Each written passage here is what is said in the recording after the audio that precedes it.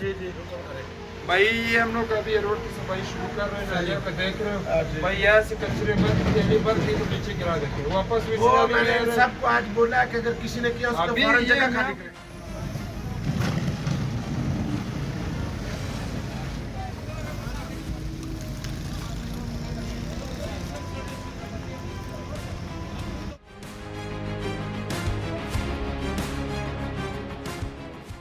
ये ताउन आप लोगों ने करना होगा कि